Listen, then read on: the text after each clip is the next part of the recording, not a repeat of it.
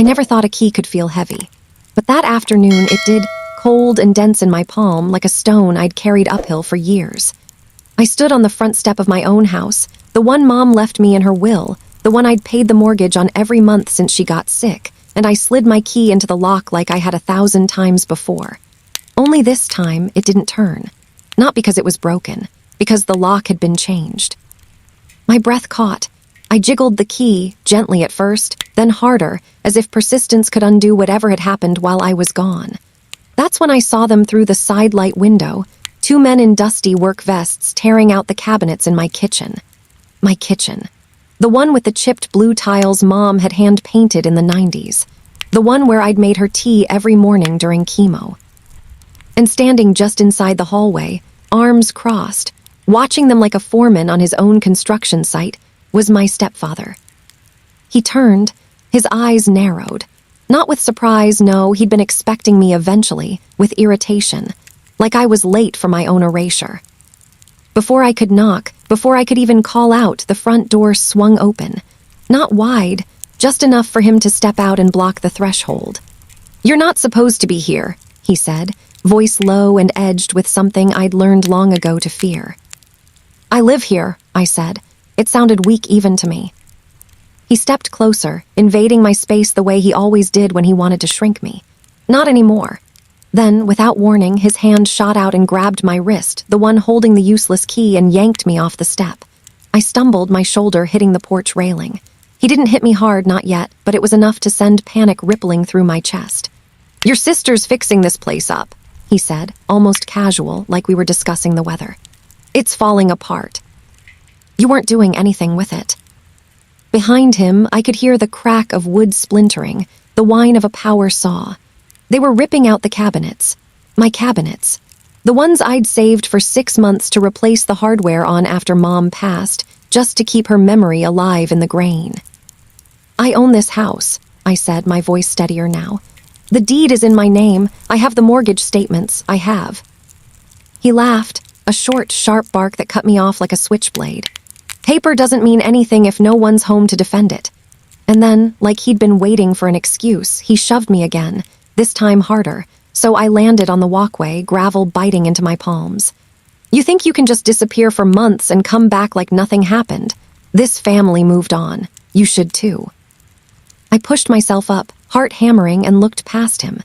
Through the open doorway, I saw my half-sister, dressed in designer athleisure, sipping an iced coffee, talking to one of the workers like she belonged there. Like she'd always belonged there more than I did. She caught my eye and quickly looked away.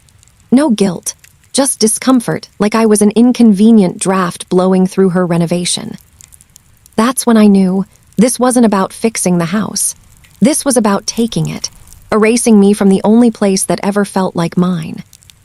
And as my stepfather loomed over me, blocking the sun like a shadow I couldn't outrun, I did the only thing I could think of.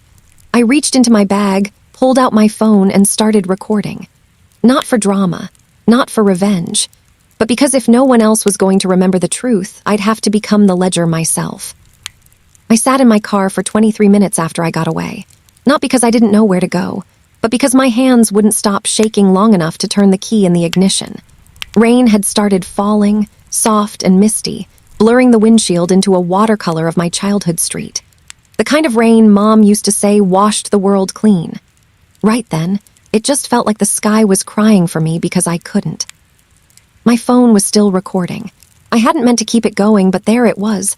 The sound of my own ragged breathing, the distant thud of demolition, the echo of my stepfather's voice saying, "You don't live here anymore," like it was fact, not fiction. I stopped the recording and stared at the screen. One file, less than 4 minutes. But it felt heavier than the deed, heavier than the stack of mortgage statements in my glove compartment.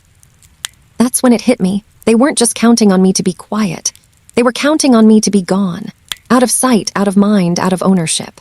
And maybe, if I hadn't come home early from that client meeting, if I'd stayed another hour in the city, they would have finished the job.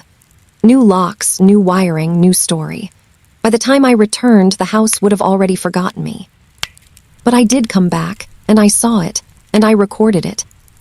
Now, sitting there with my forehead pressed against the steering wheel, I made a decision.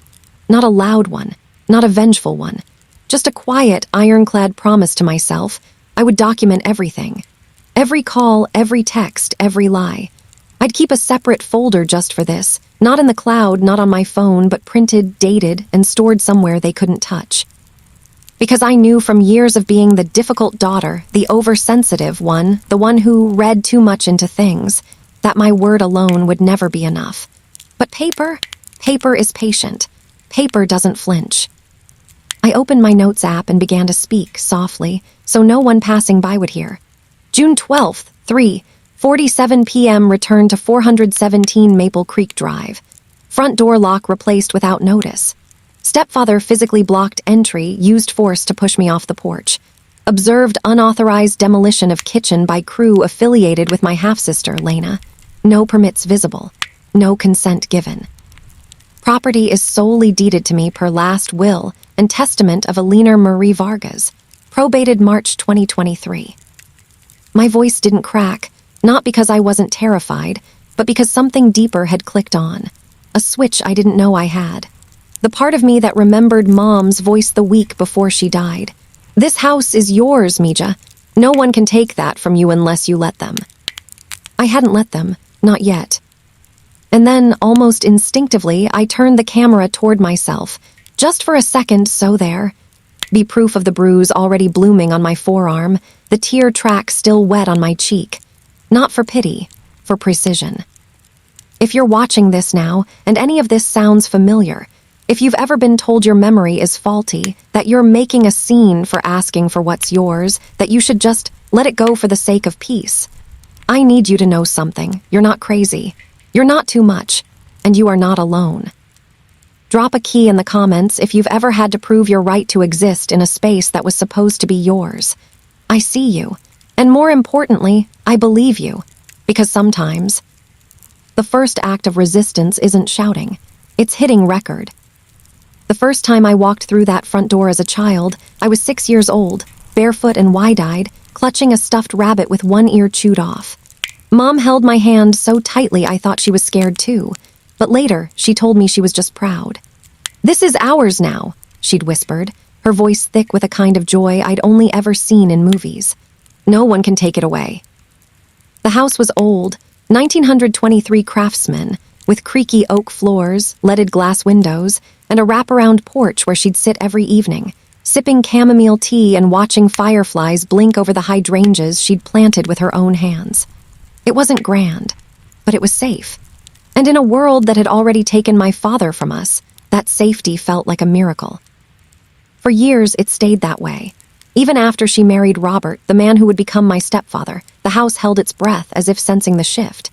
He moved in slowly, respectfully at first, fixing the leaky faucet, repainting the hallway, offering to lighten her load. Mom believed in second chances. She believed in grace, and maybe that's why she never saw it coming. The way he'd start making decisions without her, then without us, then against us.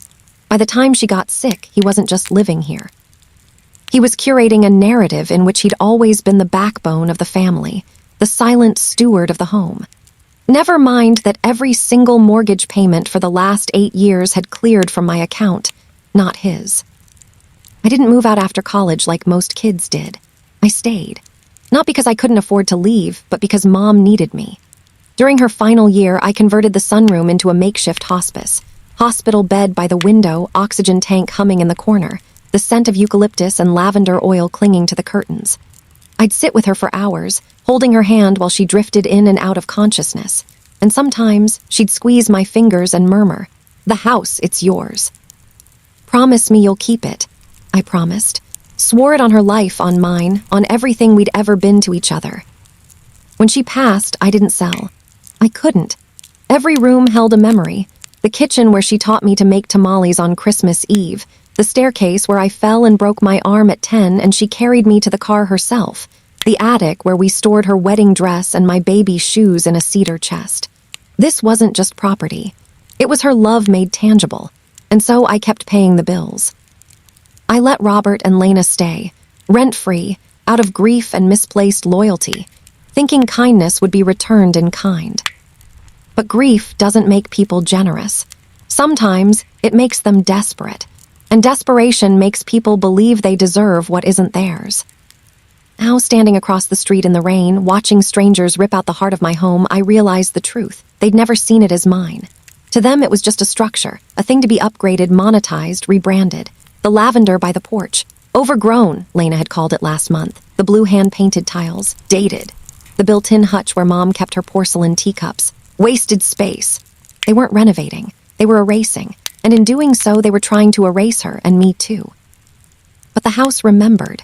The floorboards still groaned in the same spots. The window in the dining room still stuck in winter.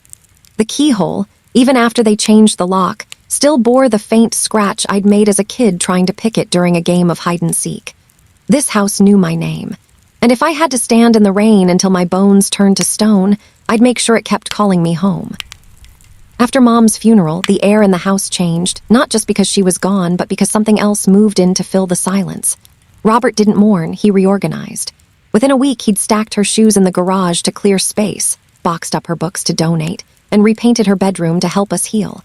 I didn't have the strength to fight him then. Grief had hollowed me out, left me moving through rooms like a ghost wearing my own skin.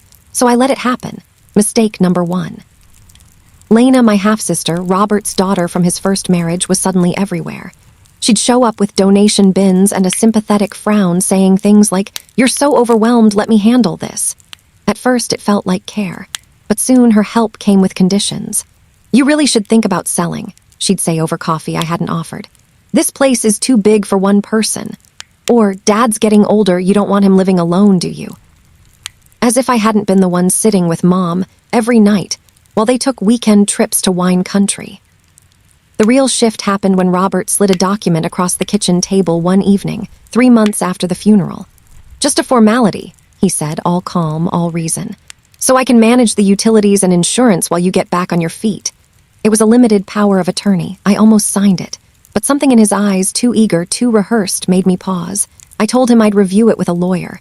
He laughed it off, but the air turned cold. That was the night the kindness stopped. From then on, it was a slow, surgical removal of my presence. My mail started accidentally going to their new P.O. box. My name vanished from the emergency contact list at the electric company. When I came by to water Mom's plants, I'd find my favorite coffee mug missing, then the framed photo of us at the beach, then the spare key I kept under the porch pot. Lost, Lena claimed. They never said I had to leave. They just made it feel like I no longer belonged. And all the while, Lena's business was growing. Heritage Revivals, her company was called, specializing in modernizing historic homes with soul. I saw the irony but said nothing, until I noticed the flyers, bright, glossy brochures left on neighbors' porches before and after 417 Maple Creek. Coming soon. My stomach dropped. I confronted her. "That's my house," I said, voice trembling. She barely looked up from her tablet. "It's all of ours, technically," she replied. "Dad's lived here for 15 years. He's invested." Invested? The word curdled in my ears. I'd invested love. I'd invested years of my life. I'd invested every spare dollar into a mortgage that kept a roof over their heads while I lived in a studio apartment downtown just to make ends meet. But none of that mattered. Because in their version of the story, I was the absentee daughter, the one who moved on, who didn't care enough to stay. Never mind that I'd stayed longer than anyone. Then came the text that made it real. "We're starting light demo next week. Kitchen's a safety hazard. Hope you're okay with it. No call, no request, just a notification like I was a tenant being informed of plumbing work." And beneath it, a photo of her standing in my kitchen, hard hat tilted back, smiling beside a pile of torn-out cabinets. My cabinets, Mom's cabinets. That's when I understood. This wasn't about repair. It was about replacement. They weren't fixing the house. They were rewriting history, brick by stolen brick. And if I didn't act soon, there'd be nothing left of Mom or me but dust in the demo pile. 3 blocks down Maple Creek, past the old oaks and the wrought iron lampposts that hadn't worked since the 90s, lived Mrs. Lynn. 82, widowed and sharp as a tack, she'd been watching this street, and this house, longer than I'd been alive. She brought Mom's soup when she had pneumonia in 19, sat with her during thunderstorms when the power went out, and once, when I was 12 and ran away after Robert yelled at me for burning toast, it was Mrs. Lynn who found me hiding under the school bleachers and walked me home without a word of judgment. Just a warm hand on my shoulder and a silent promise. I see you. After the lockout, after the shove, after I'd driven away with gravel still stuck in my palm and my heart knocking like a trapped bird against my ribs, I didn't go to the police. I didn't call a lawyer first. I pulled into Mrs. Lynn's driveway and sat there, engine off, staring at her front window. She was already at the door before I could knock. She didn't ask what happened. She took one look at my face, the split lip I hadn't even noticed, the red marks on my wrist, and said, "Come in, child. The tea's hot." Inside, her house smelled like ginger, old books, and beeswax. She guided me to the kitchen table, poured me a cup of jasmine tea in a chipped porcelain cup that had probably survived 3 wars, and disappeared into the hallway. When she came back, she didn't hand me tissues or offer empty platitudes. She placed a small, silver thumb drive on the table between us. "I knew they'd try something," she said, voice low but steady. "Ever since Alina passed, I've been watching, not out of nosiness, out of love." My breath hitched, watching. She nodded toward her front window. "Every Tuesday and Thursday that contractor van shows up, men in vests, your sister gives orders. Last week they hauled out that beautiful hutch, the one with the glass doors. I saw her shove it into the back of a pickup like it was trash." Her eyes, clouded with age but blazing with clarity, locked onto mine. I started recording, from my porch, every time they came, dates, times, license plates, even that. "Man," she wouldn't say his name, "yelling at you through the window last month. I heard everything." I stared at the thumb drive like it was a lifeline tossed into stormy seas. "Why?" I whispered. "Why would you do that?" She reached across the table and covered my hand with hers. Paper-thin skin, veins like delicate roots, but her grip was firm. "Because your mother trusted me to watch over you when she couldn't, and because evil only wins when good people look away." She paused, then added, softer, "You're not the only one who remembers what this house means." In that moment, I didn't feel alone anymore. I wasn't just the dramatic daughter or the absent heir. I was seen, believed, protected by someone who understood that loyalty isn't measured in blood, it's measured in witness. Later, when I plugged the drive into my laptop in her guest room, I watched footage of my own life being dismantled. But instead of despair, something else rose in me. Resolve. Mrs. Lynn hadn't just given me evidence. She'd given me back my truth. And with it, the courage to fight, not with rage, but with receipts, with records, with the quiet, unshakable certainty that I belonged here. Because sometimes, the most powerful ally isn't the one who storms the gates with you, but the one who's been standing guard all along, waiting for you to remember you have a home to come back to. I didn't sleep that night. Not after watching Mrs. Lynn's footage, not after seeing my sister, cool and composed in linen slacks, directing men to tear out the heart of my kitchen like she was staging a magazine spread. The hutch, Mom's hutch, the one she'd inherited from her own mother and polished every Sunday, was gone in less than 2 minutes of grainy video. No hesitation, no reverence, just crowbars and dust. But anger wouldn't win this. Only paper would. At 5:30 a.m., I drove to the county records office before it even opened, parked across the street, and waited with a thermos of black coffee and a folder labeled 417 Maple Creek. When the clerk finally unlocked the doors, I was the first in line. My voice didn't shake when I asked for the certified copy of the property deed. I gave the address, the parcel number I'd memorized years ago, and watched as she pulled the file from the archive cabinet. There it was, crisp, official, stamped with the seal of the county. Grantee, Marisol Alina Vargas, sole owner. Fee simple title. Dated March 14, 2023, the day Mom's will was probated, the day Robert stood in the courtroom and nodded like he agreed, like he respected her wishes. I paid the fee, tucked the deed into a protective sleeve, and went straight to my bank. The branch manager knew me not by name, but by pattern. "Miss Vargas," she said, recognizing my face from the monthly mortgage auto-pay confirmation I'd signed in triplicate. This time, I asked for something different. A full transaction history for the property account, going back 3 years, plus certified copies of every tax payment receipt. She hesitated, privacy protocols, but when I showed her the deed and explained quietly that I was verifying ownership due to unauthorized activity, her expression shifted. She nodded, disappeared into the back, and returned 40 minutes later with a thick manila envelope sealed with the bank's insignia. Inside were 36 mortgage statements, each one showing my name, my account, my payment clearing on the first of every month without fail. Even during the month Mom died, when I could barely get out of bed, I'd scheduled the payment from my phone at 3 a.m. so the house wouldn't go into default. Below those were property tax confirmations, HOA dues, even the emergency plumbing invoice from last winter, all paid by me, all documented, all time-stamped. But the real gut punch came on page 22, a printed image of a deposited check, Robert's handwriting. Household support, June 2024, for $1,200, drawn on his account and deposited into his personal savings. Not the property account, not a shared fund. His. He'd been collecting rent from a house he didn't own from me, the owner, and calling it support while spending it on golf memberships and weekend getaways with Lena.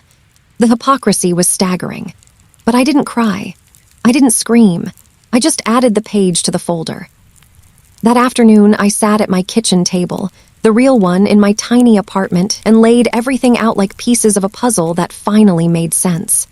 The deed, the payments, the forged sense of entitlement, the demolition, the lockout, the bruise on my arm now darkening to violet. This wasn't a misunderstanding. It was a calculated extraction. And now I had the first real receipt, not just proof I owned the house, but proof they knew it and took anyway. The deed wasn't just a piece of paper.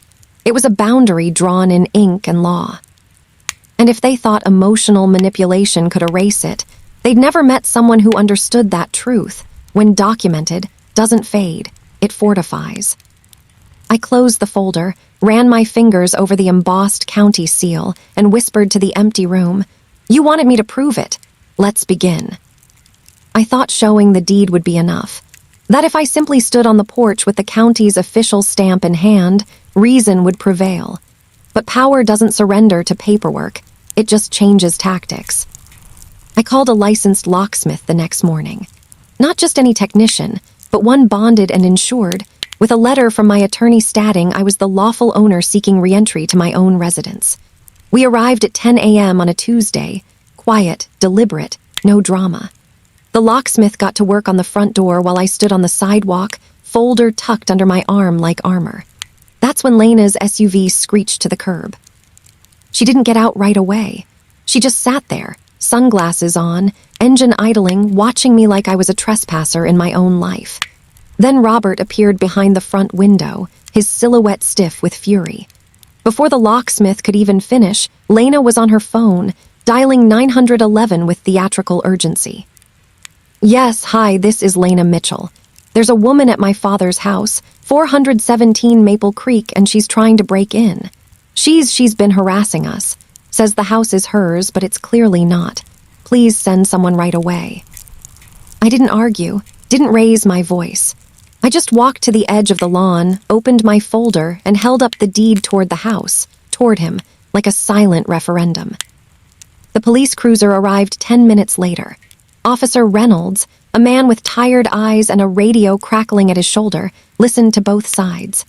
Lena spoke first, smooth, rehearsed, painting me as the unstable one, the estranged daughter refusing to accept reality.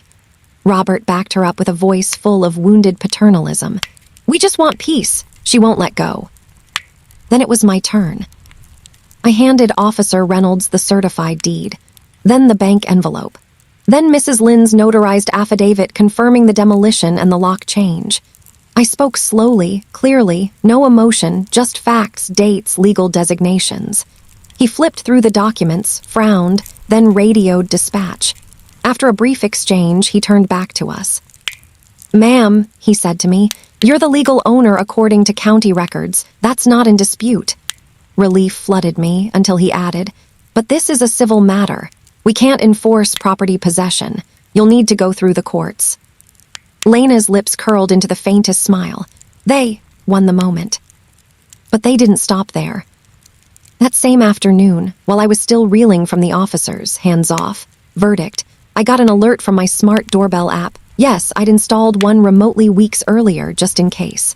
The live feed showed Robert installing a sleek black security panel next to the front door. facial recognition, keyless entry. And then the real dagger. A notification popped up on my phone from a vacation rental platform. Your listing is live. I clicked, there it was. Charming historic craftsman, fully renovated kitchen, perfect for weekend getaways. Photos of my living room staged with rented furniture, my bedroom draped in neutral linens, and the caption, hosted by L. Mitchell, trusted local renovator. They weren't just occupying my home, they were monetizing it, turning my grief into their Airbnb revenue stream. That night, I sat on my apartment floor, surrounded by documents, and felt the walls closing in. The system offered truth, but not protection. The law offered ownership, but not immediacy. And while I waited for a court date that might take months, they were erasing me one guest review at a time. But as I scrolled through the listing, past the fake modern farmhouse kitchen where my mother's blue tiles used to be, I noticed something. In one photo, half hidden behind a staged potted fern, was the corner of the original pantry door. Still intact. Still mine. And that's when I realized, if they thought this was over, they didn't understand the difference between a house and a home. A house can be listed, locked, and leased. But a home remembers. And so do I. I stopped crying the day I understood that tears wouldn't unlock my front door, but paperwork might. So I traded grief for strategy, and silence for certified mail. My first call wasn't to a friend or a therapist. It was to the state licensing board for contractors. I spoke calmly, clearly, and cited the exact statute. Unauthorized demolition of a residential structure by a licensed contractor on a property they do not own, without permits or owner consent. The woman on the line didn't sound surprised. "We've had inquiries," she said carefully. "Your sister's name has come up before minor complaints, nothing actionable. But this is different." I sent everything. Mrs. Lynn's time-stamped footage showing Lena directing the crew, the county's deed proving sole ownership, photos of the demolished kitchen with no permit placard in sight, and a copy of Lena's business license, ironically framed on her own website, displaying the same license number she'd used to order materials from suppliers. I even included the vacation rental listing as proof of commercial intent. "She's not just renovating," I told the investigator. "She's converting my home into a revenue-generating asset without my knowledge, using her professional license to do it." 10 days later, I received a plain white envelope. Inside was an official notice of immediate cease and desist, signed, stamped, and addressed to Lena Mitchell, DB Heritage Revivals. It cited 3 violations: performing construction without property owner authorization, operating without required demolition permits, and misrepresenting ownership status in commercial listings. Her contractor's license was suspended pending a formal hearing. And most crucially, the notice mandated that all work at 417 Maple Creek Drive must halt immediately, and the premises must be secured in its current condition until lawful resolution. I didn't stop there.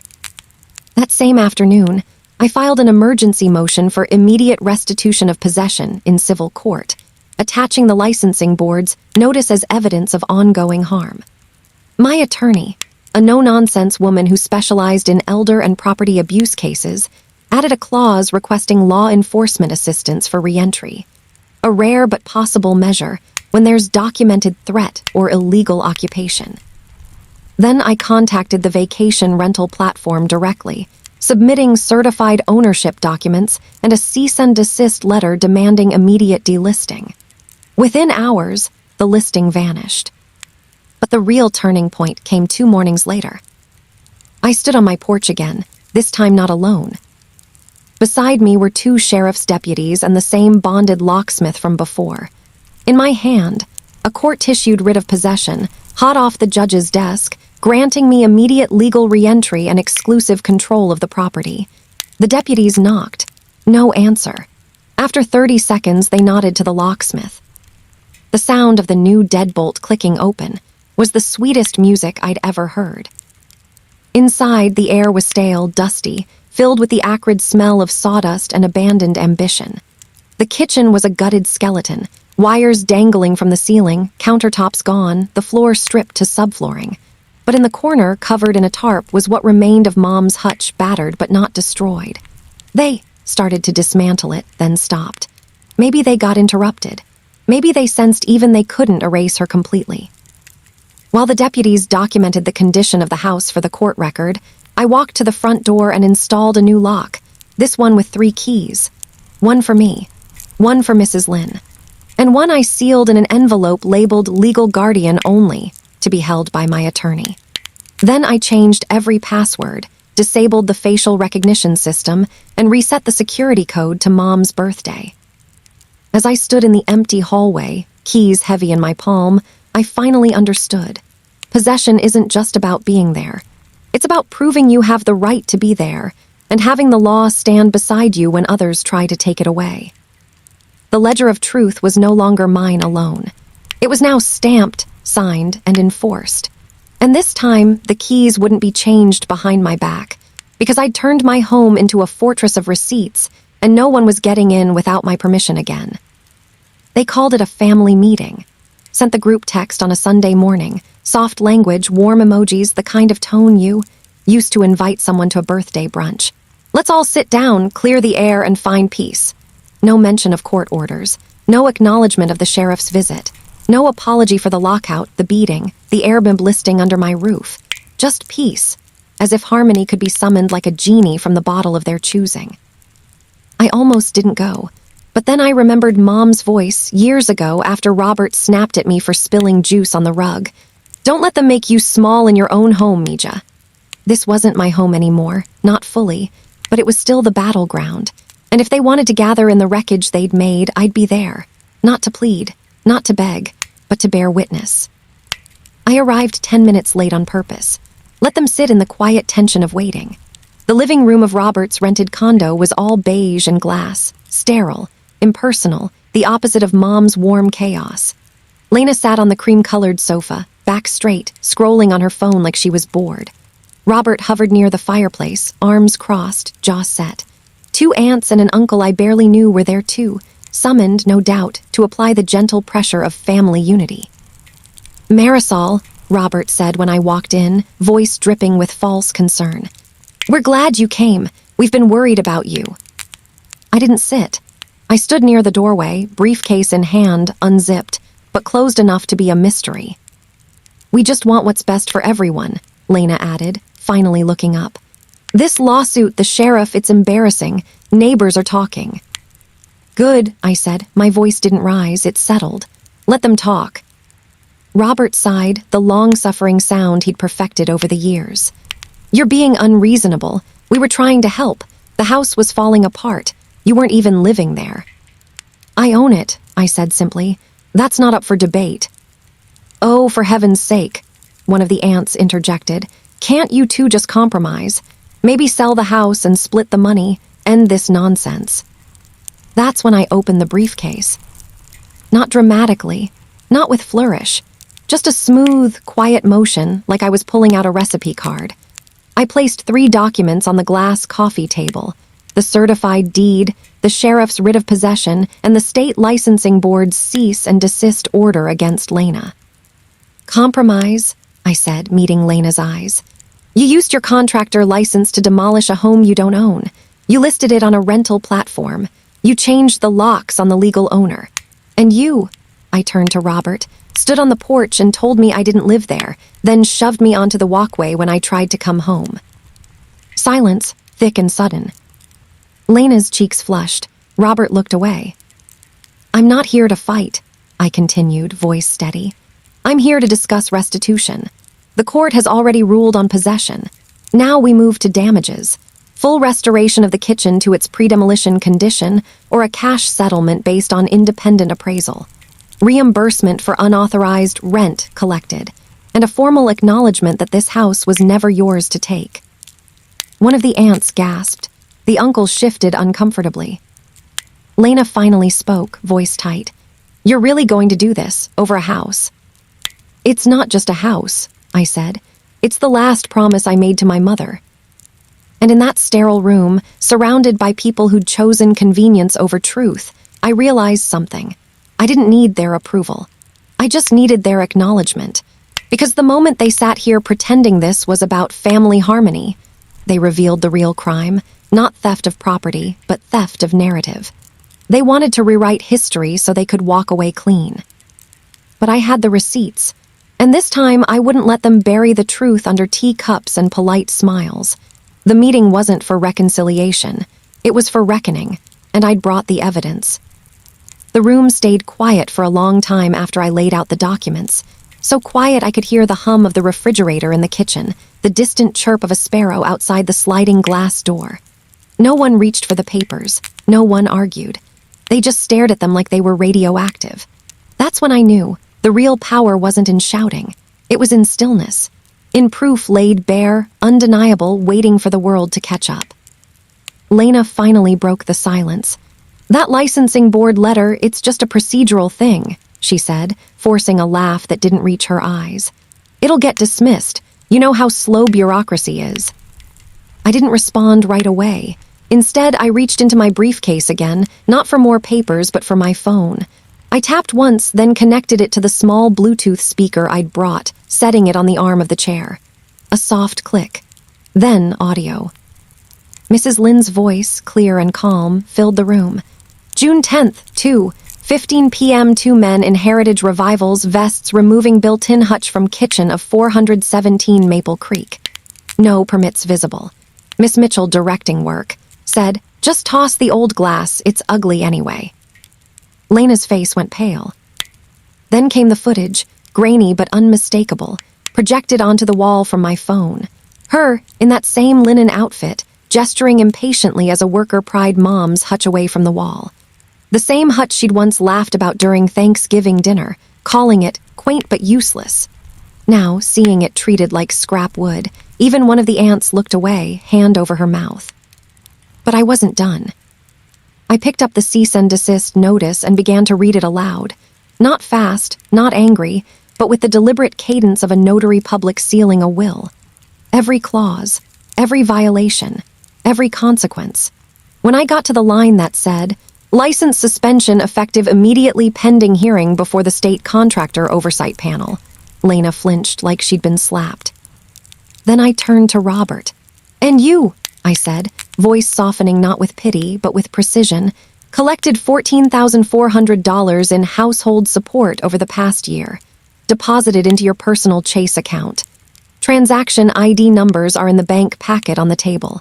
That money belongs to the estate and now to me." He opened his mouth to protest, but I held up a hand.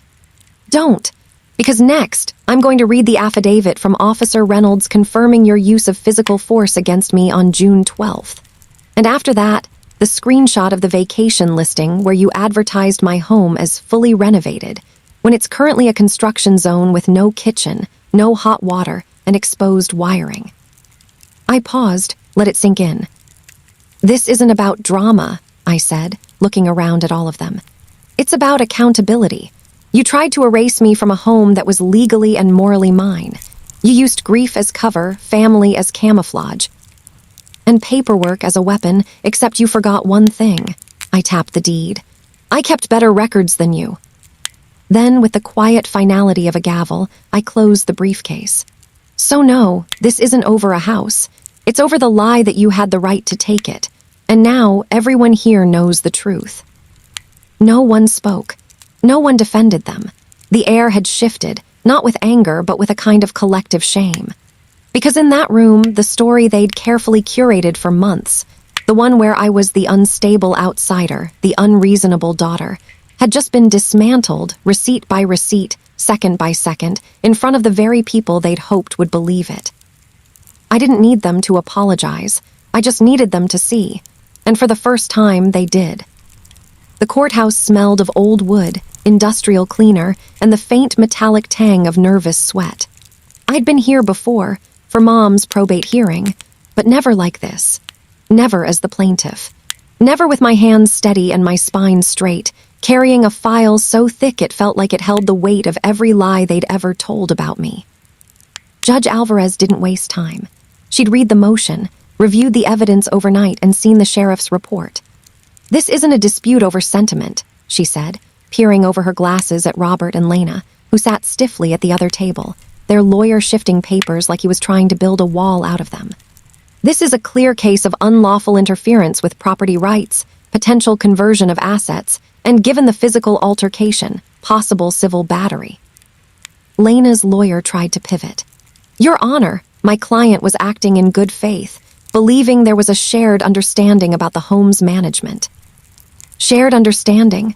The judge's voice was ice. The deed lists one owner. The mortgage payments came from one account. The licensing board has already suspended your client's license for performing unauthorized work on this property, and the sheriff's office documented forced exclusion of the legal owner. She flipped a page. I see no shared understanding. I see a pattern. Then she turned to me. Ms. Vargas, your request for immediate sole possession is granted. The respondents are hereby prohibited from entering 417 Maple Creek Drive without written permission from you or a court order. All personal belongings they left behind may be retrieved within 48 hours under sheriff's supervision. Nothing else removed, nothing altered.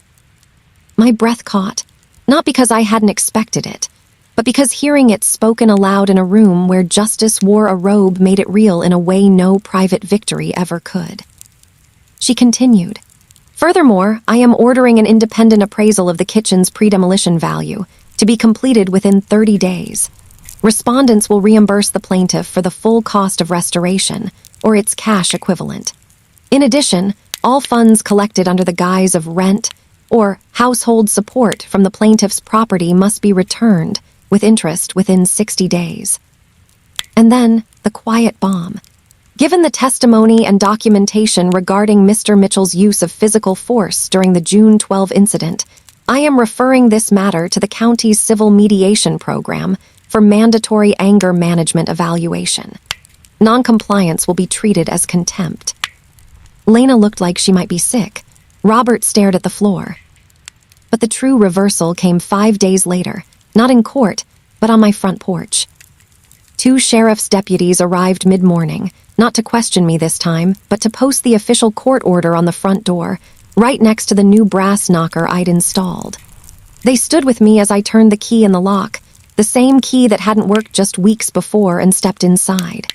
The air was still raw with dust, but now it was mine. Legally, finally, irrevocably. I walked through each room, not as a trespasser, not as a guest, but as the owner. In the kitchen, I knelt and ran my fingers over the exposed subfloor where the blue tiles once were. It hurt, but it was honest. No more pretending, no more erasure. That afternoon, I called the restoration contractor I'd vetted through the Historical Society, someone who understood that rebuilding wasn't about trends, but truth. We'll replicate the tiles, he said. Hand-painted just like the originals. And the hutch, we can restore it grain by grain. I said yes, because this wasn't just about returning to what was. It was about reclaiming the right to decide what comes next. The court didn't give me back my mother. It didn't undo the bruises or the betrayal, but it gave me something just as vital, the law's unblinking witness. And in a world that had tried to convince me I was imagining things, that was the loudest kind of validation. I own this house, not because I said so, but because the record said so. And this time, the record was sealed with a judge's signature. There were no handcuffs, no dramatic courtroom perp walk, no viral social media takedown. The consequences came quietly, like the turning of a page in a ledger long overdue for balance. And in their quietness, they carried more weight than any spectacle ever could. Lena's contractor business didn't collapse overnight, but it withered in the light. The licensing board's suspension stayed in place for 6 months, long enough for clients to cancel, for subcontractors to distance themselves, for her Heritage Revival's Instagram to go dark. When she finally got her license back, it came with probationary terms, mandatory ethics training, quarterly audits, and a public notice on the state contractor registry detailing the violation. In an industry built on trust and referrals, that stamp, violated owner consent statute, was a scar no marketing campaign could cover. She kept working, but never at the same scale. The dream of luxury flips and design awards faded into smaller jobs, slower growth, and the quiet understanding that reputation, once broken, doesn't glue back seamlessly. Robert didn't lose his home. He still had the condo Lena helped him lease, But he lost something harder to replace: standing. The dutiful widower narrative evaporated. At the grocery store, neighbors who used to wave now looked away. At the community center where he'd played chess twice a week, his usual table sat empty when he arrived. The anger management evaluation the court ordered wasn't punitive, it was revealing.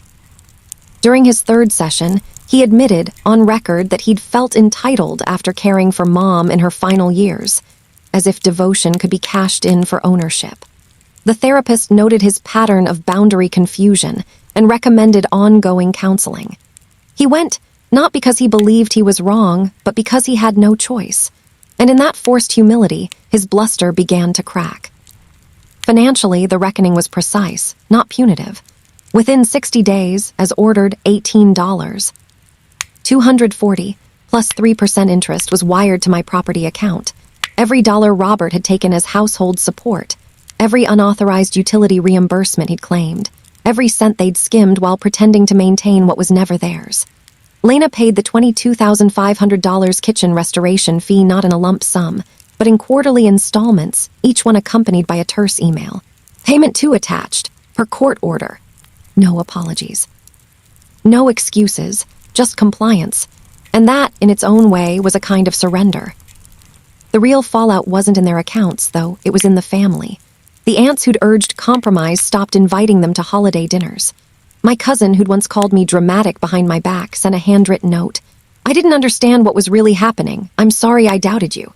Even Lena's closest friend, her business partner, quietly dissolved their LLC, citing irreconcilable professional differences. They weren't exiled. They just became optional. And in a world that had always treated them as central, being rendered peripheral was its own quiet consequence. No one went to jail. No one was ruined. But the illusion of consequence-free entitlement, that was shattered, because lawful justice doesn't always roar. Sometimes it simply settles like dust after a storm, leaving everything cleaner, clearer, and rearranged by truth. And in that clarity, I finally breathed, not because they'd suffered, but because the record was set straight, permanently. Grace didn't come easily. Not after the lockout, not after the shove, not after watching strangers rip out the last physical piece of my mother while my sister sipped iced coffee like it was a Tuesday sales meeting. For weeks, I wrestled with the idea of offering anything at all wasn't justice enough. But then I remembered Mom's hands, always open, even when people didn't deserve them. Kindness isn't weakness, Mija, she used to say. It's strength with room to breathe. So I made a decision, not out of obligation but out of clarity. I would offer help, but only within walls I built myself. I sent Robert a certified letter, short, factual, no sentiment. Per court order, you have 48 hours to retrieve personal items from 417 Maple Creek under sheriff supervision. Additionally, I am offering to cover your transitional housing costs for 60 days through a licensed nonprofit provider, should you accept. This offer expires in 7 days. All communication must be in writing and copied to my attorney. He never took the housing help. Pride, maybe, or the quiet shame of accepting kindness from the person he tried to erase. But the fact that the offer existed, that it was on record, unemotional and unconditional, mattered. It showed the court, his therapist, and even himself that I wasn't operating from vengeance. Lena was harder. Her world had shrunk, her reputation bruised, and I knew she was scrambling to rebuild. So I did something no one expected. I called the restoration contractor, the one who was replicating Mom's tiles, and said, if she wants to do the kitchen work herself as part of restitution, she can. But only under your supervision, with your materials, and with a signed agreement that she won't alter the design or remove anything without my written approval. She hesitated when I told her, you'd let me fix it. Not for you, I said.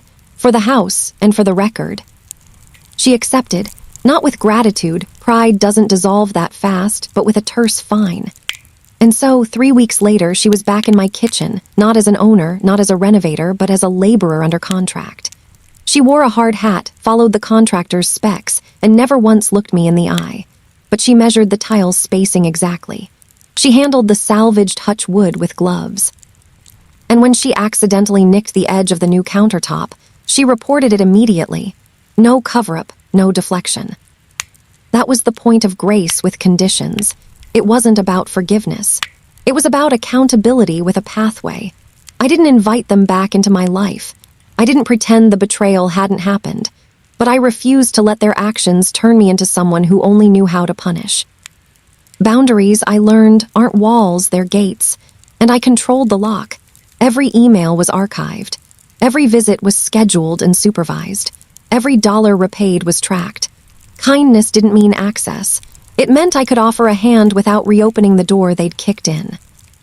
And in holding that line, firm, fair, and unmovable, I finally understood what Mom meant about strength with room to breathe. Because the most powerful thing I could do wasn't to banish them. It was to rebuild what they tried to destroy, and do it with enough integrity that even they couldn't distort the truth anymore. The first morning back in the house for good, I woke before sunrise. Not to the sound of power saws or the dread of footsteps that weren't mine, but to silence. Real, deep, healing silence. I padded barefoot down the hall, the oak boards cool and familiar under my soles, each creak a memory I'd almost forgotten.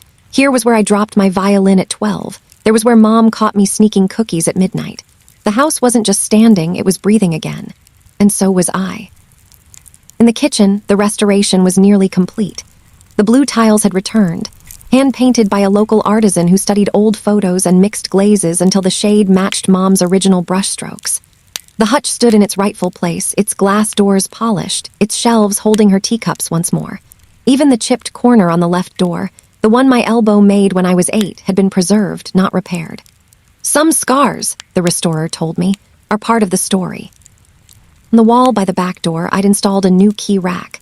Simple wrought iron shaped like a tree, roots at the bottom, branches spreading upward. 3 hooks. One held my everyday key, worn smooth from years of use.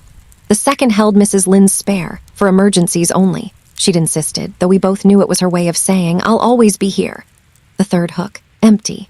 Not out of spite, but intention. No more vague promises. No more open access for people who mistook generosity for weakness.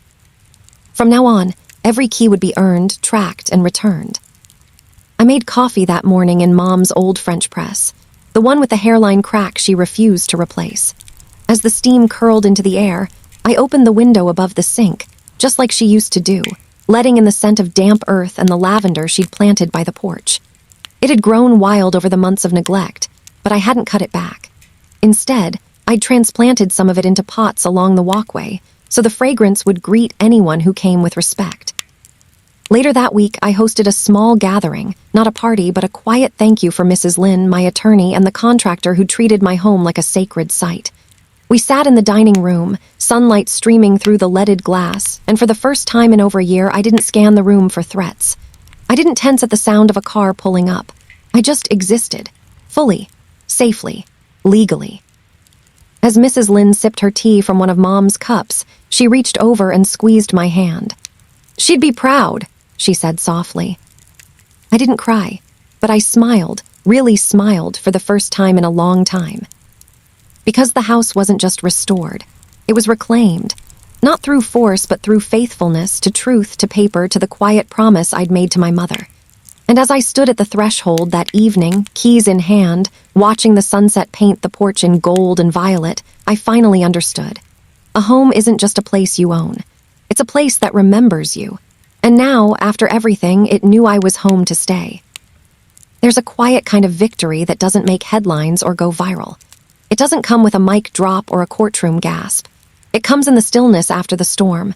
The moment you realize you're standing in your kitchen, making tea, and you don't flinch at the sound of your own footsteps. That's the victory I earned. Not by burning bridges, but by rebuilding them, with steel beams of documentation and mortar made of boundaries. This story wasn't just about a house. It was about what happens when someone you trusted decides your truth is disposable, when they count on your silence, your exhaustion, your willingness to keep the peace at the cost of your own dignity. They thought I'd walk away, that I'd be too tired, too emotional, too reasonable to fight. But they underestimated the quiet ones, the ones who don't shout but save, who don't rage but record, who understand that in a world that gaslights the vulnerable, the most radical act is to keep a ledger. If you're watching this and you've ever been told, you're overreacting, or it's not that serious, or why can't you just let it go? I need you to hear this. Your instinct is valid. Your memory is reliable.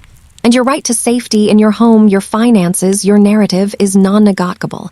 You don't need their permission to protect what's yours. Start small. Save that text. Screenshot that email. Print that deed. Call your county clerk. Find your Mrs. Lynn, the elder, the neighbor, the friend who sees you when others look away. And if you're facing property theft, elder exploitation, or coercive control disguised as family care, know this, there are legal paths. Quiet ones.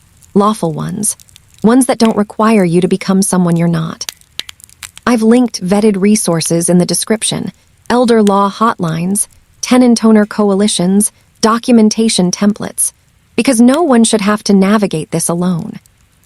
And if this story resonated, if you saw your own mother's hands in mine, your own front door in that changed lock, drop a key in the comments. Not for me, for each other. So we can build a silent network of witnesses who know. When the world tries to erase you, the most powerful thing you can do is write it down. Because next time, maybe it won't take a lockout to wake you up. Maybe you'll document early, speak clearly, stand firm. And maybe, just maybe, your home will never have to become a battlefield, because you'll have already turned it into a fortress of truth. This isn't the end of my story, but it is the beginning of a new chapter, one where I live not in fear of being erased, but in the quiet confidence that I have the receipts, the law, and the keys to prove I belong. And if you're still here, watching, you do too.